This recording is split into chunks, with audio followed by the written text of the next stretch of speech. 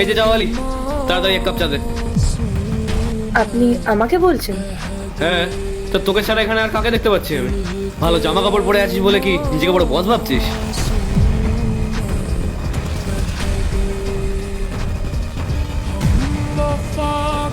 আশ্চর্য, আমি তোর সাথে কথা বলছি আর তুই অন্যদিকে তাকিয়ে আছিস। আমাকে ইগনোর করার সাহস পাস করতে তুই। তাড়াতাড়ি এক কাপ চা দে। আচ্ছা দিচ্ছি, একটু দাঁড়ান। তাড়াতাড়ি দে।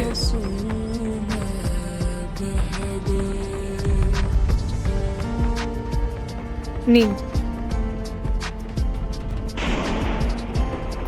তোর কি মাথা খারাপ হয়ে গেছে নাকি? এত মিষ্টি কে খায় চায়? পুরো মুখটা আমার নষ্ট হয়ে গেল। বেকার তোর সাথে কথা বলে আমি সময় নষ্ট করছি। দেখুন স্যার, আপনি অনেক বড় একটা কোম্পানিতে ইন্টারভিউ দিতে যাচ্ছেন, এটা খুবই ভালো কথা। আর আপনাকে দেখেও মনে হচ্ছে আপনি খুব শিক্ষিত পরিবারের ছেলে, কিন্তু তার মানে তো এটা না যে আপনি রাস্তাঘাটে যাকে খুশি অপমান করতে পারেন। প্রত্যেকটা মানুষকে সম্মান করে কি আপনার উচিত নয়? আপনি কি নিজের ভুলটা বুঝতে পারছেন না? এই, আমাকে বেশি জ্ঞান দিস না। হ্যাঁ,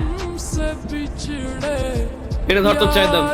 সরি স্যার, 500 টাকার খুচরো হবে না, আপনি বরং 10-20 টাকার কোনো নোট দিন। ইয়ার কি মারছিস? তোর কাছে 500 টাকার খুচরো নেই? তোকে আমি একটা টাকাও দেবো না।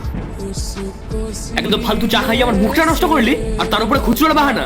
শুনুন, চায়ের টাকাটা দিয়ে যান। আপনার পকেটে যখন খুচরোই নেই, তাহলে আপনি বড় নোট নিয়ে এই গরিবের দোকানে কেন চা খেতে আসেন? চা খেয়ে টাকা না দেওয়াটা এটা অভদ্রতা। তোকে আমি একটা টাকাও দেবো না, মনে রাখিস।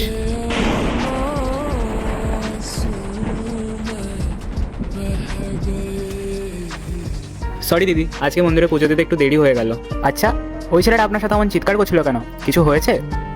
তেমন কিছু না দাদা, আসলে ওনার খুব তাড়া ছিল, তাই উনি একটু অভদ্রতামি করছিলেন। দিদি, আমার খুব খারাপ লাগছে। আমার জন্য আপনাকে ওই লোকটার কাছে অনেক আজে বাজে কথা শুনতে হলো।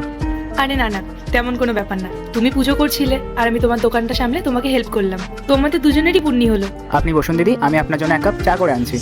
এরপর কি হলো সেটা দেখার আগে এই দুটো ছবির মধ্যে যে কোনো একটা ছবিকে ভালোবাসলে ভিডিওতে লাইক করে চ্যানেলটি সাবস্ক্রাইব করে দাও। আর যদি না করো তাহলে আমি বুঝবো তোমরা ছবি দুটাকে ভালোবাসো না। আর কমেন্টে লিখে দাও আমিন। আজ না দাদা, আজ আমার লেট হয়ে যাচ্ছে। তুমি বরং এক কাজ করো, আমার কেবিনে এক কাপ চা নিয়ে এসো, কেমন?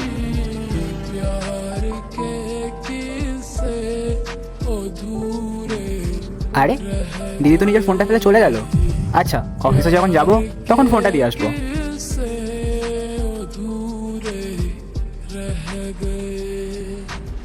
Good morning madam. পরের পার্ট চাইলে কমেন্ট করো।